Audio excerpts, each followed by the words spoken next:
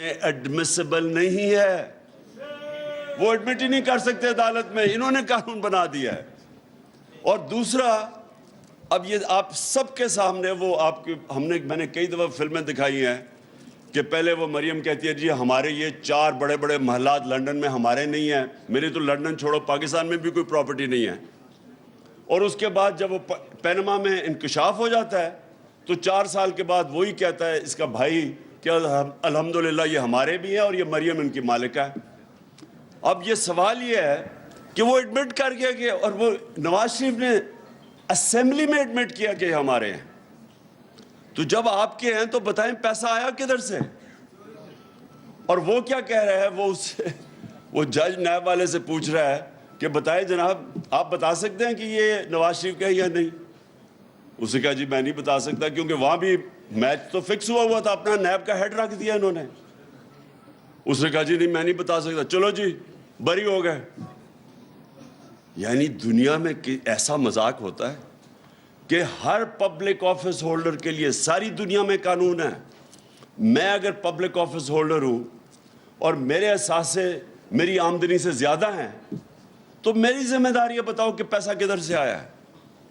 میں تو public office holder نہیں تھا جب میں کرکٹ کھیلتا تھا، آج سے 35-36 سال پہلے جب میں نے لنڈن میں اپنا فلیٹ لیا تو میں تو پبلک آفس ہولڈر نہیں تھا، میں تو پاکستان کا ٹیکس ریزیڈنٹ نہیں تھا کیونکہ 6 مہینے میں ادھر کرکٹ کھیلتا تھا، 6 مہینے ٹور کرتا تھا دنیا میں۔ اس کے باوجود عدالت نے میرے سے جو سوال پوچھا کہ کدھر سے وہ پیسہ آیا، کدھر سے آمدنی، 40 سال پرانے کانٹریکٹ میں نے دکھائے ان کو کہ کدھر سے میرے سے پیسہ آیا، میں نے لنڈن اور وہ فلیٹ بیچ کے پاکستان پیسہ لے کے آیا۔ یعنی تو میں اس لیے آپ کو کہہ رہا ہوں کہ اگر ایک کرکٹر اپنی ساری source of income money trail دے سکتا ہے تو جو 3 دفعہ ملک کا پرائم منسٹر ہے وہ کیسے نہیں دے سکتا؟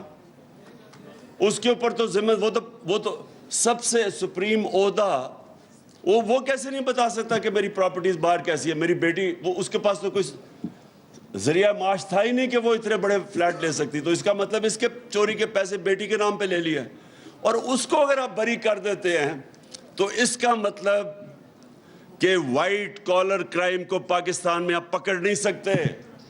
اس کا مطلب کہ میں بڑا طاقتور چور ہوں اور میں یہاں سے پیسے چوری کرا کے ملک سے باہر بھیج دوں، کوئی مجھے نہیں پکڑ سکے گا۔ انہوں نے قانون ہی بدل دیا ہے، انہوں نے لائسنس دے دیا ملک کو ڈاکہ مارنے کا، اور صرف اب چھوٹا چور پکڑا جائے گا، بڑا ڈاکو نہیں پکڑا جائے گا جو انہوں نے قانون بنائے۔ اس لیے میں یہ ساری اپنی قوم کو کہہ رہا ہوں کہ آپ تیار ہوں کہ دیکھیں اس سے بڑی ناانصافی کسی بنانا ریپبلکس میں نہیں ہے، غریب ملکوں میں ایسی ناانصافی نہیں ہے۔ کوئی کسی غریب ملک بھی 10 دفعہ سوچتے ہیں کہ اتنا شرمناک قانون ہم نہیں بنا سکتے کہ اب چوری کو اجازت دے دو، طاقتور کی چوری کو اجازت دے دو۔ اس لیے میں کال دے رہا ہوں اپنی قوم کو کہ یہ آپ نے اگر وہ اللہ کا فرمان ہے، جہاد ہے ظلم کے سامنے کھڑا ہونا اور ناانصافی کے۔ وہ حضرت علی رضی اللہ تعالیٰ کا قول ہے کہ کفر کا نظام چل جائے گا لیکن ناانصافی کا نظام نہیں چل سکتا، یہ نظام نہیں چل سکتا۔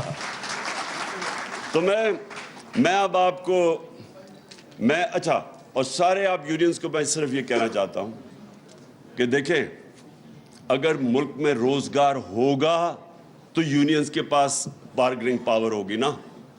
اگر بے روزگاری ہوگی جو یہاں بڑھتی جا رہی ہے، اب جب گروتھ ریٹ نیچے گر رہی ہے تو اس کا مطلب بے روزگاری بڑھتی جا رہی ہے، تو جب بے روزگاری اور بھوک ہوگی تو آپ کا تو سارا انفارمل سیکٹر میں آپ کا ورکر چلا جائے گا، وہ تو جو پیسے دے گا وہ اس کو لینے کے لیے تیار ہو جائے گا۔ تھوڑی اگر 25,000 منیمم ویج ہے تو وہ تو 10,000 پہ بھی کام کرے گا بھوکا آدمی۔ اس لیے اگر یہ معاشی اس بحران بڑھتا جائے گا تو اب سب افیکٹ ہیں اور مہنگائی بڑھتی جائے گی۔ اب اس مہنگائی کے اندر مجھے بتائیں، جو بجلی 16 روپے یونٹ ہمارے تھی، اب 36 روپے یونٹ آفیشل ہے، ٹیکس لگا کے 50 روپے یونٹ پہ پہنچ گئی ہے۔ اب ابھی لوگوں کے پاس بجلی کے بل آئیں گے, بتائیں کون بجلی کا بل دے گا؟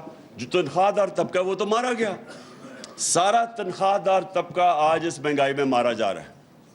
اس لیے آپ نے سب نے, اچھا اگر برا وقت آتا تو چلو سارا ملک مل کے قربانیاں دے.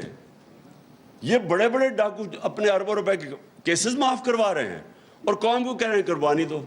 اس ناانصافی کے خلاف میں آپ سب کو کال دوں گا. یہ ذرا حل سب آپ نے کھڑے ہو کے یہ میرے ساتھ حلف لینا ہے. ہاتھ کھڑا کر لیجئے گا. بسم اللہ الرحمن الرحیم. بسم اللہ الرحمن الرحیم. ہم حلف اٹھاتے ہیں کہ ہم پاکستان کے آئین کی ہمیشہ پاسداری کریں گے. ہم پاکستان کی خود مختاری کا اور پاکستان کی خود مختاری کا تحفظ کریں گے. کہ ہم کبھی بھی اللہ کے سوا کسی کے سامنے نہیں جھکیں گے. اور ہم پاکستان کی حقیقی آزادی کے اس جہاد میں آخر تک عمران خان کے شانہ بشانہ جد و جہد کریں گے. اور ہر قسم کی قربانی کے لیے تیار رہیں گے. اللہ ہم سب کا حامی و ناصر ہو.